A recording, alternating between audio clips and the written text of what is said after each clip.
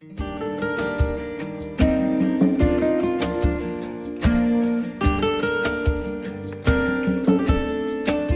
historia de los bautistas, ¿ya? No es una predicación, por si acaso, sino que es una reflexión respecto a la historia de los bautistas, pero me gustaría, por supuesto, comenzar leyendo la palabra del Señor en Deuteronomio capítulo 6, versos 6 al 9, y luego en el mismo capítulo leer luego de los versos 20 al 25. Deuteronomio capítulo 6, versos 6 al 9 y luego 20 al 25. Bien, dice así la palabra del Señor en Deuteronomio capítulo 6, versos 6 al 9. En primer lugar dice: estas palabras que yo te mando hoy estarán sobre tu corazón y las repetirás a tus hijos, y hablarás de ellas estando en tu casa y andando por el camino y al acostarte y cuando te levantes, y las atarás como una señal en tu mano y estarán como frontales entre tus ojos, y las escribirás en los postes de tu casa y en tus puertas. Ese es el primer texto. Y el segundo texto, en el verso 20 al 25, dice: mañana, cuando te preguntare tu hijo diciendo qué significan los testimonios y estatutos y decretos que Jehová nuestro Dios os mandó, entonces dirás a tu hijo: nosotros éramos siervos de Faraón en Egipto, y Jehová nos sacó de Egipto con mano poderosa.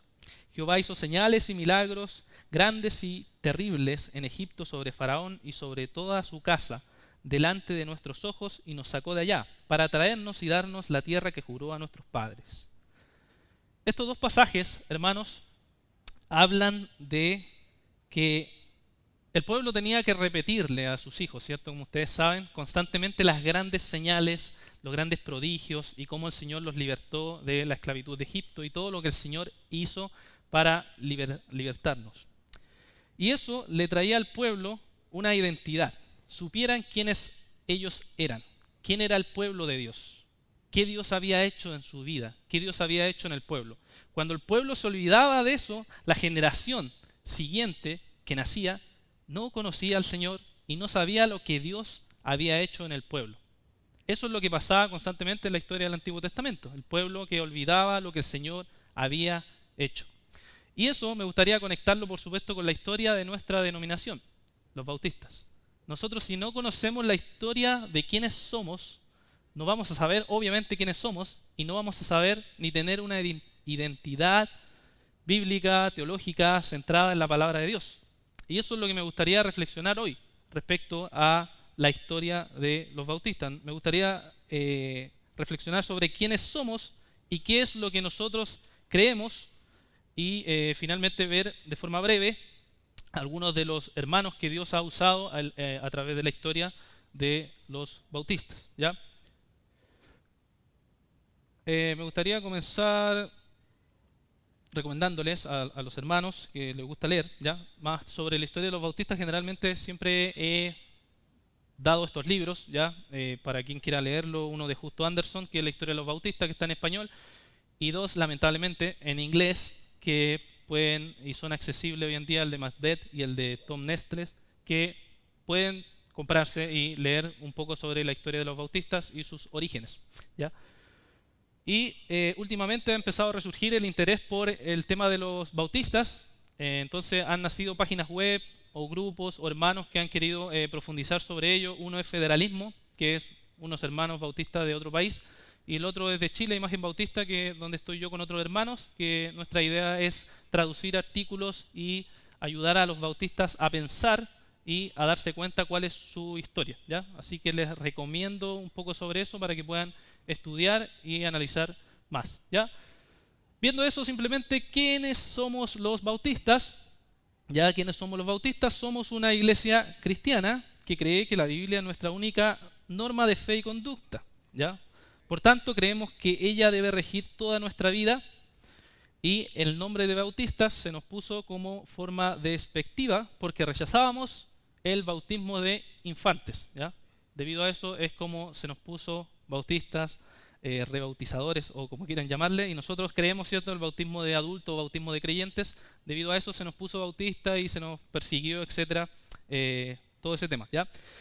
Hay cierta discusión sobre el tema de nuestro origen, ¿ya? Hay que primero entender cuál es nuestro origen, pero dentro de la misma discusión entre los historiadores que existen hay discusión de dónde venimos nosotros, ¿ya? Y hay tres teorías respecto al origen de los bautistas, que son esas, ¿ya? La teoría antipaido-bautista, la teoría que se conoce como el sucesionismo bautista y la teoría de la restitución separatista o separatismo inglés, ¿ya?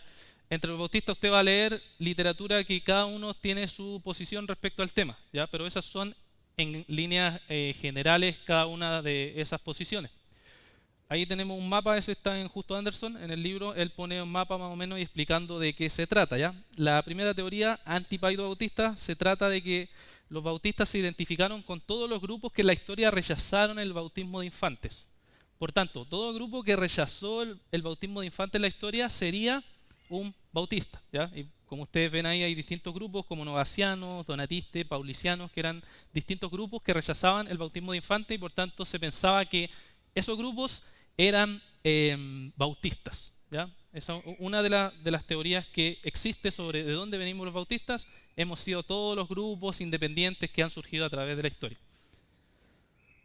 Esa es la otra, el sucesionismo bautista, que sostiene que los bautistas aparecimos desde Juan el Bautista, ¿ya? Desde Juan el Bautista hacia adelante todos los grupos han estado conectados siempre, ¿ya? Es más radical que la primera. Este grupo es siempre, todos han sido bautistas conectados a través de la historia. Quizá hay un libro que usted puede recordar que es muy famoso, El rastro de sangre, ¿ya? Que es quien sostiene con mayor claridad, ¿ya? No puedo entrar en todos los detalles ahora porque obviamente el tiempo lo limita, pero también en la página Imagen Bautista hay más presentaciones si a alguien le interesa profundizar y qué historiadores apoyan cada una de las teorías, ¿ya? Entonces ese es el sucesionismo bautista y la última es la restitución separatista o separatismo inglés, que afirma que los bautistas nacen en el siglo XVII a través de un grupo de los puritanos, salen de ahí, ¿cierto? Y se forman hacia adelante, empiezan a crear confesiones y todo el tema, tanto generales como particulares, que ya voy a explicar a qué se refiere ese tema, ¿ya? Yo personalmente adhiero a la tercera posición, pero no tengo problema en verdad con los hermanos bautistas que adhieren a las dos anteriores que le mostré, ¿ya? Pero por lo menos yo personalmente adhiero a la tercera, ¿ya? Pero a partir de esta explicación es donde uno crea su identidad, intenta pensar y decir, ok, ¿quiénes son los bautistas? ¿Ya? Pero el énfasis es que los bautistas somos personas que nos sometemos a la Escritura como nuestra única norma de fe y conducta. Pero igual, entender nuestro origen ayuda a entender un poco más nuestra identidad. Bien, hay dos grandes líneas bautistas, ¿ya? Esto es muy poco conocido, en Chile por lo menos, por lo que me he dado cuenta con el tiempo, es que existen dos grandes líneas bautistas. Uno eran los bautistas generales y otro eran los bautistas particulares, ¿ya? Voy a usar los términos históricos aquí, no bautistas reformados, que es más moderno, pero bautistas particulares son los bautistas reformados, ¿ya? Que serían calvinistas. Y los bautistas generales eran los bautistas arminianos, ¿ya? Voy a dar por sentado que todos entendemos más o menos lo que se refiere con arminiano y calvinista, pero los bautistas generales eran confesionalmente generales, ¿ya? Y los particulares eran confesionalmente calvinistas, ¿ya? Quiere decir eso que los bautistas en la historia siempre han tenido confesiones, ya sea arminianos o generales, o ya sea particulares o calvinistas, ¿ya? Hay movimientos entre los mismos bautistas actuales que rechazan las confesiones, pero la historia nos muestra que los bautistas siempre hemos tenido confesiones dentro de nuestra propia historia, ¿ya? Contarle un poco de la historia de cada uno de ellos. Primero los generales, ¿ya? La historia de los bautistas generales comienza con el señor Juan Smith, ¿ya? Ahí está el año en que nace. Él fue ordenado ministro de la Iglesia de Inglaterra, o sea, Iglesia Anglicana. Y después de 3 años él comenzó a predicar fuertemente contra algunos de los aspectos de la liturgia, o sea, de la forma en que se hace el culto de la Iglesia Anglicana. Luego él se convenció y se hizo un separatista, o sea, que se separaba de la iglesia oficial y decía, yo no tengo nada que ver con esta iglesia, la considero apóstata, contraria a la Escritura. y escribió un libro que se llamaba El carácter de la bestia, y ahí empezó a hablar contra el bautismo de infantes. Ya, y obviamente eso ganó, digamos, no la simpatía de los otros ministros que lo consideraron y lo persiguieron. Y de ahí, ¿cierto?, empezó a nacer el tema de los bautistas generales. Muy interesante un dato de que él, según un historiador bautista, él dicen que era, yo no lo sé todavía, no lo he comprobado, pero decían que él al principio era calvinista y luego cambia su posición. ¿Ya? Al principio Smith mantenía las posiciones calvinistas y él después, cuando se junta con un grupo que pronto vamos a ver, ¿ya? Bueno, esto es lo mismo que le hablé de forma más resumida, se aproximó a un grupo que se llama los Waterlanders. ¿Ya? Los Waterlanders era un grupo que tenía asociación con los menonitas. Los menonitas en general son arminianos. Entonces Juan Smith, después que él vio que su bautismo no era un bautismo válido, él dijo, hay que hacer algo aquí. Y lo que hizo es bautizarse a sí mismo y bautizar a toda la congregación, a toda esa congregación bautista. Se bautizan y lo critican por eso. ¿Quién lo critica? Bueno, los ministros de Inglaterra, pero también los Waterlanders, que era este grupo, lo critica y le dice, tu bautismo no es realmente válido. Tú tienes que hacerlo correctamente. ¿Cómo lo hago correctamente? Se bautizan con nosotros. ¿Ya? Y ahí se bautiza con ellos. Después que es bautizado con ellos, empieza a acercarse más con ellos y ellos eran arminianos. Entonces, debido a eso, él cambia su teología. Y él cambia su teología y todo su grupo, obviamente que es el pastor, todos lo siguen, ¿ya? De forma sin criticar más allá de eso, y cambia su posición, especialmente el tema de la expiación. El tema de la expiación limitada, él la rechaza. ¿Ya? Y de ahí se vuelve arminiano y empieza obviamente a enseñar y hace sus confesiones que tiene también John Smith, que también están en inglés lamentablemente, en línea, donde uno puede leerla y ver, y después poco a poco fue igual negando algunas otras cosas importantes de la fe. ¿Ya? De ahí, cierto, hay un grupo de hermanos que no está de acuerdo con el pastor, ¿ya? Helwys, ¿ya? Y todo un grupo dice, ¿saben qué? No estamos de acuerdo contigo, Smith, ¿ok? Así que salen, se separan y se van, ¿ya? Vuelven a Inglaterra, habían estado en Holanda, vuelven a Inglaterra y ahí, cierto, ellos ya son conocidos como los bautistas generales, ¿ya? ¿Por qué? Porque rechazan el punto de la expiación limitada, ¿ya? Entonces, de ahí en adelante, ellos forman este grupo y se convierten en lo que se llama más adelante los bautistas generales. ¿Ya? Todo esto se lo cuento, una vez más le repito, de forma bastante breve. Ya en 1626 ya habían varias congregaciones en Londres que se habían multiplicado, habían empezado a crecer, pero dicen que luego con el tiempo fueron poco a poco muriendo debido a varios factores que pueden verse entre los bautistas generales, como la idea de no querer hacer edificio eclesiástico o la aplicación rigurosa de una política que tenían que solamente entre los miembros de la iglesia podían casarse y nadie más, ¿ya? No podían salir de esos límites, era la visión que ellos tenían, ¿ya? Es un poco de los bautistas generales que después hacia adelante empezaron a avanzar con confesiones, con crecimiento de iglesias hacia adelante. Luego están los bautistas particulares, o lo que entendemos hoy como bautistas reformados, que nacen bajo el pastorado de Henry Jacob, que es un pastor, ¿ya? Esta iglesia se considera la primera iglesia bautista particular de la época, que se le conoce después como la JLJ, debido a los tres primeros pastores que ellos tuvieron, ¿ya? El primer pastor, Henry Jacob, pastoreó desde 1616 a 1622, luego John pastoreó desde 1624 a 1634 y finalmente Henry Jesse pastoreó desde 1637 a 1639. ¿Ya? De esa iglesia, primera iglesia bautista particular, es que nacieron luego todas las otras iglesias, pero esta iglesia era la más principal. ¿Ya? Ahí están los tiempos en que ellos pastorearon. Los primeros dos pastores estuvieron un cierto tiempo y después se fueron al Nuevo Mundo, que era América o Estados Unidos, para allá, y finalmente Jesse fue quien se quedó ahí en esa iglesia pastoreando, y debido a él es que ellos empezaron y reflexionaron sobre el tema del bautismo. Ya habían rechazado el bautismo de infantes, pero no bautizaban por inmersión. Jesse fue el que empezó a pensar y dijo, ¿saben qué? Necesitamos bautismo correctamente según la Escritura, y él fue junto con otros hermanos que reflexionaron y dijeron, necesitamos bautizar por inmersión. Y los bautistas particulares fueron quienes aportaron con la idea del bautismo por inmersión que los bautistas generales no practicaban. ¿Ya? Ellos bautizaban solo por aspersión, echaban agüita y eso era todo. ¿Ya? Los bautistas particulares dijeron no, hay que ser sepultado, basando el pasaje de Romanos 6, ¿cierto? Hacia adelante.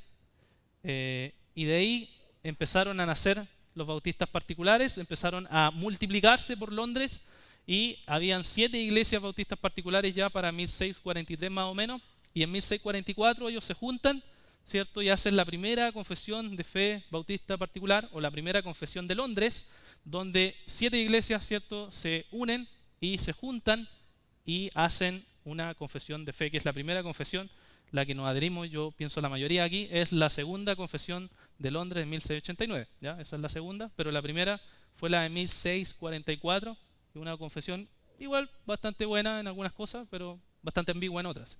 Obviamente no reflexionaron más allá en distintas cosas. ¿Ya? Y de ahí empezaron a surgir, un dato importante aquí es considerar que los bautistas particulares se defendieron contra una acusación ya muy malvada de sus enemigos de la época, ya sean romanistas, como le llamaban, estoy usando los títulos de la época, romanistas o los presbiterianos o anglicanos, ya que los atacaban sobre el tema del bautismo infante, entonces lo asociaban con los anabaptistas, ¿ya? O anabautistas. Entonces lo acusaban de ser anabaptista, y los anabaptistas, como ustedes saben, me imagino, eran muchos grupos, muy diversos. Había gente que negaba la escritura, gente que se guiaba solamente por el espíritu, gente que llamaba a la revolución en nombre de Dios. Entonces era bastante complicado asociarse con anabaptistas. Entonces en la primera confesión de Londres de 1644 ellos empiezan diciendo, nosotros no somos anabaptistas, ¿ya? Para defenderse de todas las acusaciones que habían contra ellos y que lo estaban atacando constantemente. ¿Ya? Y de ahí hacia adelante entonces los bautistas particulares nacen, avanzan y empiezan a multiplicarse y crecer por Londres, Inglaterra y bueno, y por otras partes del mundo. ¿Ya? Pero fíjense, hay 2 líneas bautistas, bautistas general, bautista particular, pero hay creencias que nos unen, ya, a todos los bautistas. Hay creencias que nos unen. Usted puede, no sé si ustedes saben esto, pero dentro de Chile hay muchas líneas bautistas. Están los bautistas reformados o particulares, están los bautistas generales o arminianos, están los bautistas del séptimo día, estos son los bautistas de la asociación UBACH, están los bautistas nacionales y así, ¿ya? Son varios bautistas que hay. Pero nos une algunas creencias fundamentales, a pesar de las diferencias que pronto las vamos a ver, que nos identifica a nosotros como particulares. Son ciertas creencias también que no tienen los otros bautistas, ¿ya? Pero hay cosas que nos unen, que es obviamente la Biblia como norma de fe y conducta, ¿ya? A pesar de que, claro, hay gente que es inconsecuente con este principio, hay gente que dice yo creo en la Biblia, pero cuando tú lo presionas con la Biblia, obviamente no afirma la escritura como inerrante, como infalible, como suficiente, ¿ya? Pero puede decir en el discurso o en su confesión que cree en la Biblia como norma de fe y conducta. Los bautistas siempre han defendido esa creencia como algo básico, ¿ya? Luego, el bautismo de creyentes o adultos, ¿ya? Rechazamos la idea de bautismo de infantes o bebés, ¿cierto? No creemos en eso, creemos que solamente aquellos que creen en el Señor, confiesan al Señor como su Señor Salvador, son quienes deben bautizarse y muestran y evidencian con su vida regenerada realmente que han conocido a Cristo. Luego creemos en la membresía regenerada, ¿ya? O sea, cuando alguien quiere hacerse miembro de una iglesia, tenemos que ver por su vida, por sus frutos, que realmente es creyente o salvo, ¿ya? Por sus frutos los conoceréis, ¿ya? Jesús, Mateo 7, ¿ya? Es algo que nos importa mucho a nosotros como bautistas, porque como nuestro sistema congregacional es muy importante que sean todos regenerados para guiar la iglesia o trabajar juntos en la iglesia con gente realmente creyente. ¿Ya? El otro es, como les decía, el gobierno congregacional. No tenemos papas, tampoco creemos en un presbiterio sobre las iglesias, sino que cada iglesia es autónoma. Cada iglesia es autónoma, la autoridad dada por Cristo a cada iglesia, a cada creyente, para la comisión de predicar el Evangelio. Una de las cosas sí que como bautistas, ya sea particulares o generales, se ha perdido, es la idea de tener ancianos, ¿ya? Gracias al Señor en nuestra iglesia bautista tenemos ancianos, pero hay iglesias bautistas que han rechazado esa idea y ha puesto a los diáconos como digamos, quienes guían la iglesia, pero eso no es correcto conforme a la Escritura, ¿ya? Entonces, es gobierno congregacional, pero con ancianos que son quienes enseñan, quienes guían a la iglesia, quienes están exhortando a la palabra constantemente.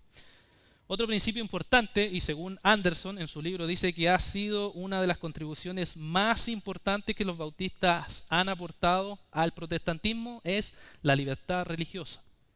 ¿Por qué la libertad religiosa? Porque este principio es la convicción de que cada ser humano es creado a la imagen de Dios y por tanto es libre.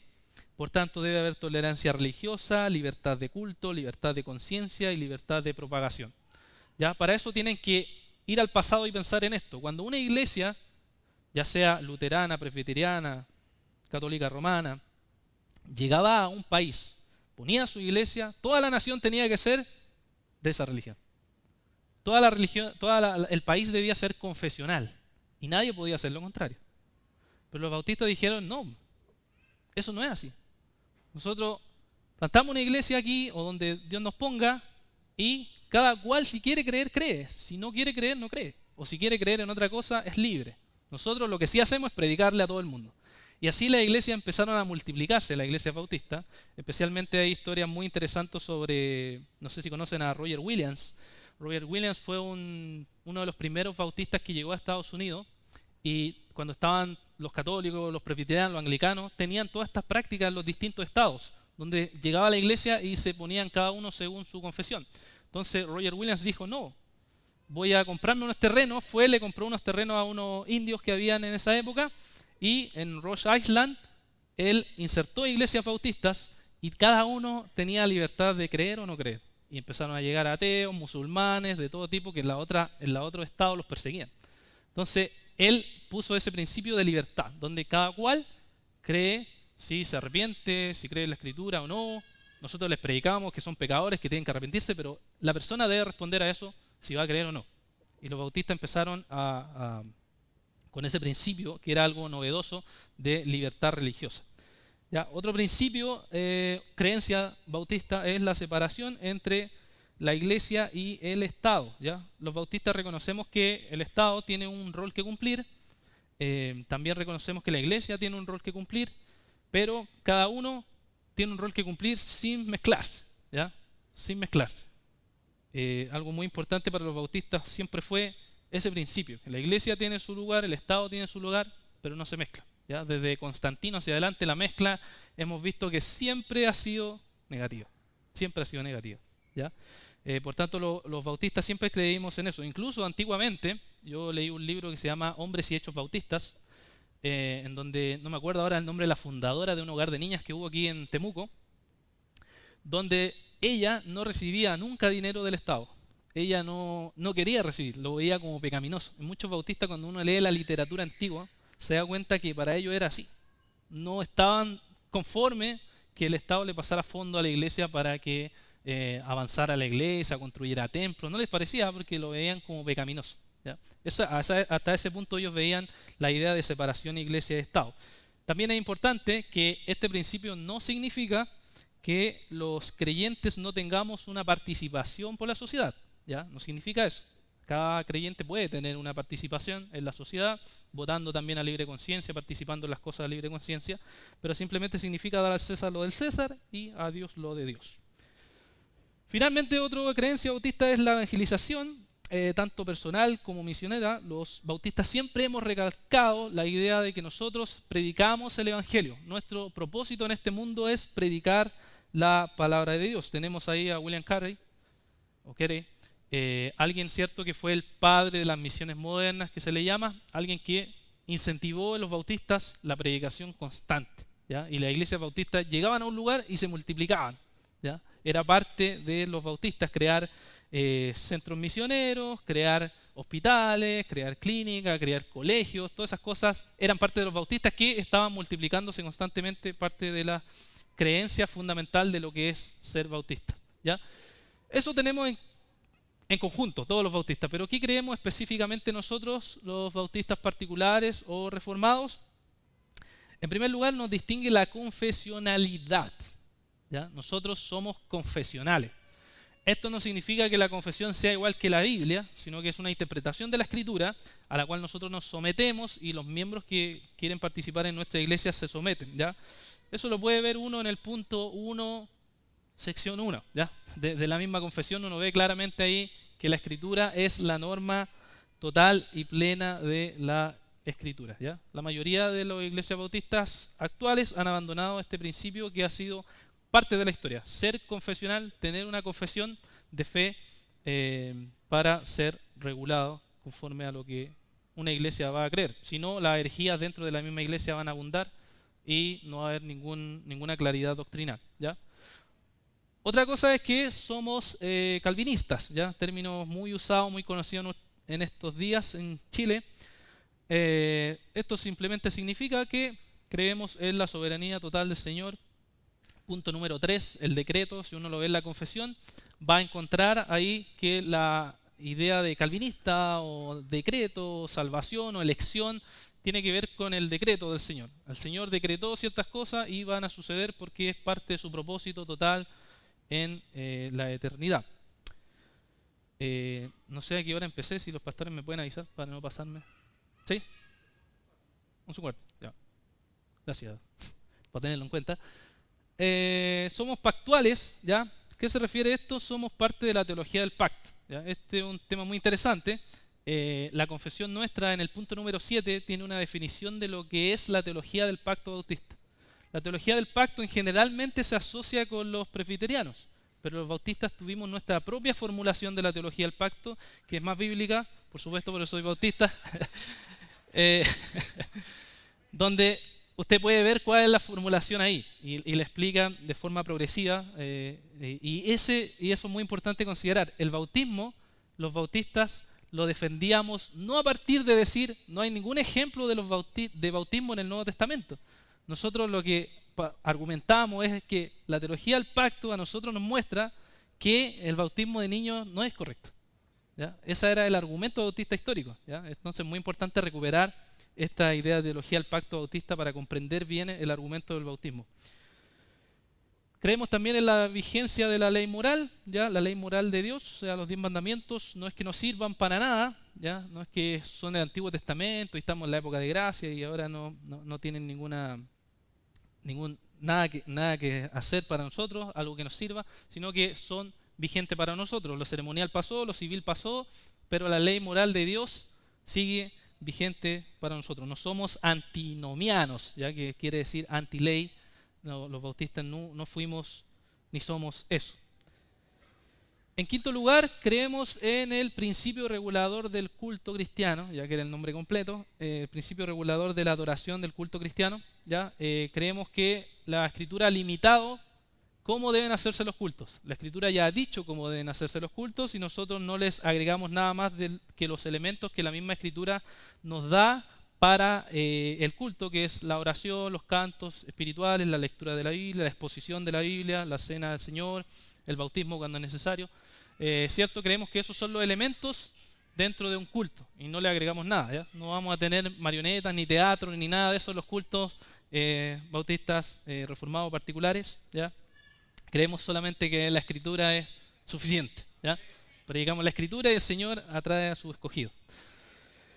En sexto lugar creemos en el día del reposo cristiano, ¿ya? La mayoría de los cristianos no cree hoy en día en reposo cristiano, incluso varios escritores contemporáneos no creen que haya un día del Señor, pero nosotros sí creemos que hay un día del Señor, el día del Señor, que nos congregamos el día domingo, ¿cierto? Para concentrar toda nuestra mente, nuestro corazón al Señor y dedicarlo a Él de forma completa. Hay ciertos matices ciertamente de qué cosas sí, qué cosas no, siempre discusiones a través de la historia, pero ciertamente creemos que dedicamos este día completamente al Señor. ¿Ya? Y por último, somos congregacionales, pero ahí puse con ancianos y diáconos, enfatizando la idea de que somos autónomos, la iglesia es congregacional, pero hay ancianos que el Señor ha llamado a que ellos enseñen y expongan, como les dije, la palabra de Dios, y también diáconos que sirvan a la iglesia del Señor. Bien, eso es un poco de lo que creemos. Ahora me gustaría ir rápidamente, antes que se me acabe el tiempo, respecto a algunos bautistas particulares importantes, bautistas reformados particulares importantes que yo creo que deberíamos considerar Y ojalá en el futuro el Señor quisiera que hubieran libros de ellos en español. Hay muy poco, pero hay algo. Dice esta frase de Justo Anderson.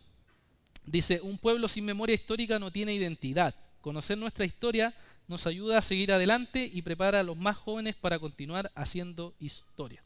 ¿Ya? Entonces, si conocemos bien nuestra historia, conocemos bien quiénes son estos hermanos que han contribuido a la fe cristiana, podemos aprender de ellos, obviamente de sus aciertos y de sus errores. Ahí tenemos al primer señor, John Spilsbury, no sé cómo se pronuncia, mi inglés es muy malo. Ya, él era la primera generación de bautistas calvinistas, el primer pastor de la primera iglesia bautista calvinista, ¿ya? Junto con la JLC, que era una de las primeras iglesias bautistas particulares, había otra, y él era el pastor de ahí. Él fue uno de los firmantes, o sea, de los que firmaron la primera confesión de fe de 1644 y la segunda confesión de fe. ¿Ya? Él escribió un libro también sobre el bautismo llamado Un tratado respecto al sujeto legal del bautismo, en donde discutió quién era realmente que debía bautizarse, oponiéndose al bautismo de infantes. Bueno, ahí está un poco lo que le dije en palabras más simples.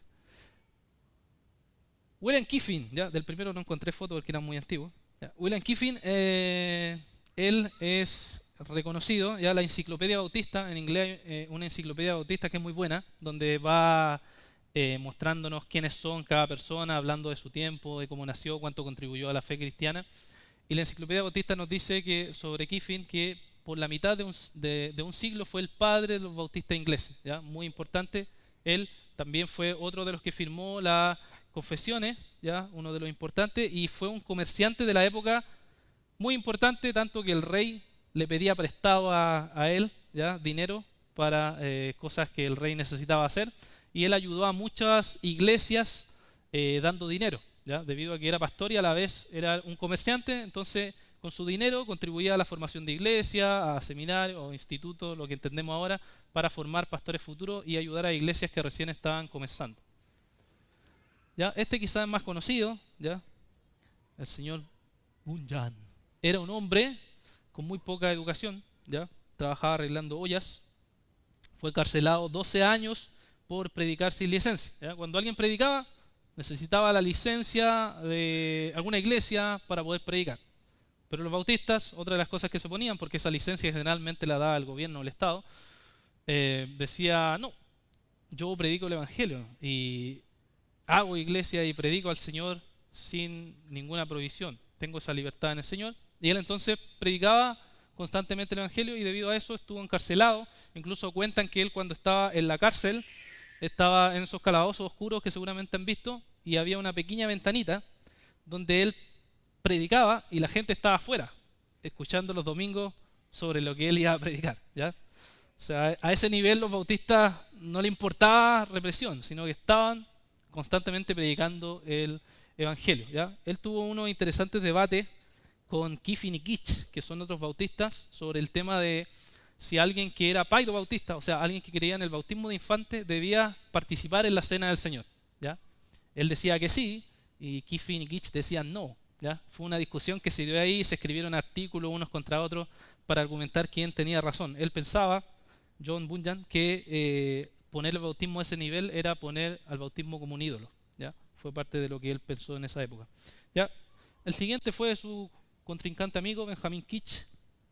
Fue bautizado de niño en la iglesia de Inglaterra. A los 15 años se convenció que el bautismo de infante era un error y se dedicó a la predicación y después tuvo como amigo a Kiffin, quien lo acogió y estuvo con él formándolo a través de la escritura, ¿ya? Él fue conocido por alguien que alegorizaba muy bien, tiene una teología sistemática en inglés que hace pura alegoría a partir de la escritura, ¿ya? Alegoría sana podríamos llamarle.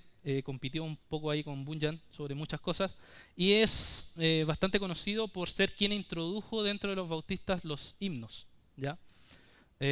Hay algunas líneas bautistas que argumentaban salmodia exclusiva, ¿ya? Salmodia exclusiva quiere decir que solamente se pueden cantar los salmos dentro de la congregación y vino Kitch y empezó a crear himnos como era un poeta y dijo no, aquí hay que cantar de todo. Y empezó a introducirlo. Fue un gran debate al principio, obviamente, pero después poco a poco se fue aceptando y ahora nuestros himnos que cantamos en alguna época fueron considerados liberales y herejes también, ¿ya? Entonces Kitch aportó con eso, ¿ya? Nehemiah Cox. Me quedan unos minutos. Nehemiah Cox, no se sabe mucho de su niñez, solamente que estudió en Oxford, en donde se graduó de bachiller en artes. Además, él fue médico y experto en latín, hebreo y griego, ¿ya? No sabía nada el hombre, ¿ya? Dicen una historia cuando él fue examinado por un juez, lo estaban acusando, dicen que él se defendió en griego y después le contestaba en hebreo al juez, ¿ya? Y quería interrogarlo. Entonces, obviamente, no podían pillarlo por muchas partes, ¿ya? Fue un bautista que aportó bastante en el tema de teología del pacto bautista también, tiene varios artículos interesantes. Y un debate muy famoso que tuvo, que también está en inglés lamentablemente, fue con Richard Baxter, ¿ya? Que discutieron ellos sobre el bautismo de infante, ¿ya? Dicen que ganó obviamente Cox, ¿ya? Otro caballero, John Gill, ¿ya? Él fue ampliamente reconocido como el mayor teólogo bautista del siglo XVIII, ¿ya? Pastoreó una iglesia por 52 años, ¿ya? Se le conocía como el doctor voluminoso porque escribió muchas cosas que también las tenemos en inglés, ya algunas en portugués y algunas pocas en español, donde él escribió un comentario de la Biblia, cada versículo por versículo, ya hizo un comentario completo de la Escritura y escribió algunos libros de teología sistemática, ya un cuerpo de la divinidad doctrinal y un cuerpo de la divinidad práctica, donde hace un examen sistemático de la teología y le explica que algunos dicen que esa es su obra magna o su gran escrito de la Escritura, ¿ya? El señor Gill, ¿ya? Bastante importante, ojalá tuviésemos más en español sobre él. Tenemos después a Andrew Fuller, ¿ya? Él no es muy conocido tampoco. Él nace en una familia de bautistas en una época donde el hipercalvinismo había tomado mucha fuerza dentro de los bautistas. Ya el hipercalvinismo es la idea de que no hay que predicar el evangelio. La idea de que solamente Dios va a traer a su escogido, así que quedémonos todos en la iglesia esperando a que lleguen, ¿ya? No salgamos a predicar. Esa es la idea del hipercalvinismo. Y él empezó a reflexionar sobre eso y a decir, ¿saben qué? La cosa está mal aquí. No es lo que dice la Escritura. Por tanto, él escribió luego un libro, ya que cuestionó esta interpretación hipercalvinista y dijo, la cosa está mal, ¿ya? Y escribió un evangelio que es conocido como el Evangelio digno de toda aceptación, donde argumentó que debíamos predicar el evangelio, ¿ya? Y él fue la base teológica para el señor William Carey o Carey, ¿ya? Él fue quien le proveyó la base teológica para que después el padre de las misiones modernas fuera hacia adelante. Incluso ahí ayudó a fundar la Sociedad Misionera Bautista, que iba a conocerse como la Sociedad Bautista Particular de la época, para enviar misioneros, ¿ya? Para ir y predicar el evangelio, ¿ya? Entonces obviamente sigue su amigo, que usó peluca por un tiempo. Ya, tenemos ahí al señor Carey, ¿ya? Él viene de un trasfondo muy humilde, no tenía muchos recursos, zapatero, sencillo, y buscó establecer a través de la Escritura toda verdad bíblica, ¿ya? Y llegó a la conclusión de que la idea de bautismo de infante era una idea equivocada. Entonces por eso él se unió a los bautistas y empezó desde chico estudiando mapas, le gustaba mucho el tema de los mapas, de la geografía, y escribió un libro también donde argumentó la importancia de, creo que aquí anoté el nombre, una investigación sobre las obligaciones de los cristianos, donde indicaba que todos los creyentes teníamos que predicar, algo que para nosotros es obvio, ¿cierto? Pero en la época, como el hipercalvinismo tenía tanta influencia, le decía a Carey que no. Creo que ahí está la historia famosa cuando él dice que había que predicar y le dice, usted joven, quédese sentado, porque cuando el Señor quiera convertir a la alma lo va a hacer con usted o sin usted, ¿ya? Era hipercalvinismo total, ¿ya? Y obviamente crearon la asociación junto con Fuller y otros bautistas, la idea de ir y predicar el evangelio a todo lugar, ¿ya? John Duck, ¿ya? Otro que tiene un libro bastante importante, que tampoco está en español, en portugués, ¿sí? Creo que está así, portugués por ahí anda dando vueltas, ¿ya? Él fue el primer bautista del sur que escribió una teología sistemática, el famoso libro del Manual de Teología, ¿ya? Manual de Teología.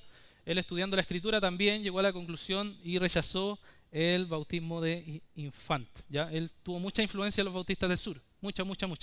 el manual de teología se usó en los bautistas, en los seminarios bautistas por mucho tiempo, para formar teológicamente a los candidatos al ministerio pastoral, ¿ya? Entonces él en ese aspecto es bastante importante. Boyce también fue importante porque fue el primer fundador, el que tenía la idea y fundó el seminario Bautista del Sur, ¿ya? Que ahora el presidente Arbel Moller, que quizás lo conocen, bastante conocido, ¿ya? Y él escribió también un libro que se llama Resumen de Teología, donde también servía como base para el seminario. Era un muy buen profesor, dicen, influenció también bastante a los bautistas del sur, ¿ya? También era particular en la doctrina, ¿ya? Spurgeon, ¿qué vamos a decir de Spurgeon? Ya. Todos lo conocen, ya no asistió a un seminario formal, ya, pero leyendo en la famosa biblioteca de su abuelo, se puso a estudiar y estudió de forma tan profunda que manejaba a los puritanos de una forma impresionante, y todos sabemos la fama que tenía de predicador. Desde los 15 años comenzó su ministerio y de ahí no paró hasta que murió predicando el Evangelio. Ya no solo eso, sino que también fue presidente del Colegio de Pastores, College Spurgeon, que hasta el día de hoy está en Inglaterra. También abrió hogar de niños y de niñas, estaba preocupado por la sociedad, supervisó empresas de evangelización y de caridad, casas de beneficencia, organizaciones de distribución de alimentos, etc. Spurgeon fue una persona que su ministerio influenció en muchas áreas.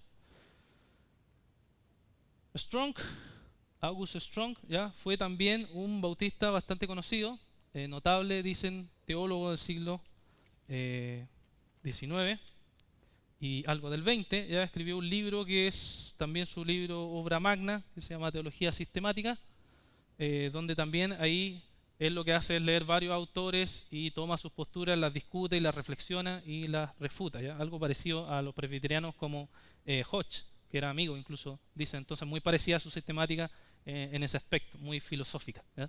Pero fue muy importante bautista en esa época. Y el último es Pink, ya para terminar. ¿Estamos bien? Arthur Pink, ya fue un excepcional predicador y escritor que ministró en Gran Bretaña, América y Australia, ¿ya?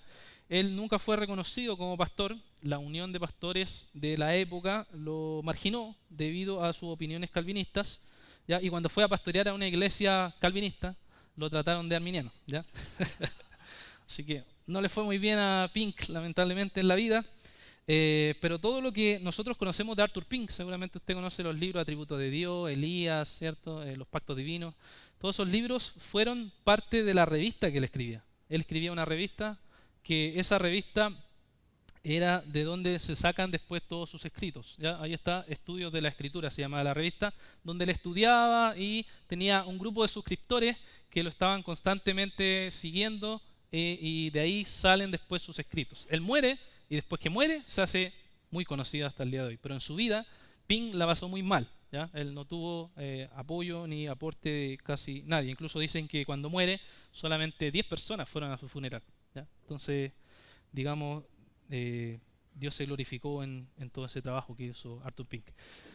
Bien, estos son algunas formas rápidas, si fue muy acelerado lo siento, pero era para tratar de compartirles un poco de la historia de los bautistas particulares y de dónde somos, ¿ya? Es muy importante entonces que tengamos entendimiento respecto a quiénes somos, qué es lo que nosotros creemos, para que como cristianos bautistas que Dios nos ha puesto en esta denominación, y espero que sea por convicción también en ustedes, estemos, ¿cierto?, conociendo nuestra identidad. Vamos a orar para terminar. Y luego seguir con el programa para que sigamos teniendo comunión. Si a alguien le interesa la información, después se la puedo enviar, no hay problema para los hermanos. Bien. Padre, gracias te damos, Señor. Agradecemos, Padre, por este tiempo que hemos tenido de ver brevemente un poco de la historia, Señor, de los bautistas. Gracias, Dios, porque tú nos has llamado, nos has convencido a través de tu palabra, Señor, respecto a estar, Señor, y participar en esta denominación. Gracias, Dios, porque tú, Señor, nos has llamado, nos has salvado de la condenación y del pecado, Señor. Tú nos has librado, Señor, de todo lo que merecíamos y tenemos por ti, Señor, salvación. Te agradecemos porque tú eres, Señor, nuestro Salvador, nuestro Señor, y porque estás guiando nuestra vida, Señor. Padre, te pido que tú levantes de aquí, Señor, de estas iglesias a muchos pastores, a muchos diáconos, a muchas hermanas y hermanas, Señor, hermanos y hermanas que estén dispuestos, Señor, a predicar tu evangelio, así como estos hombres, Señor, lo hicieron a través de la historia, Padre. Padre, ayúdanos, Señor, para que podamos glorificarte en todo, Señor, y podamos honrarte a ti, Padre. Tú eres santo, Señor, y eres glorioso. Ayúdanos a expandir tu evangelio en todo lugar hasta que, Señor, tú nos llames a tu presencia. Agradecemos, Padre, por todo esto y te pedimos en el nombre de Jesús. Amén.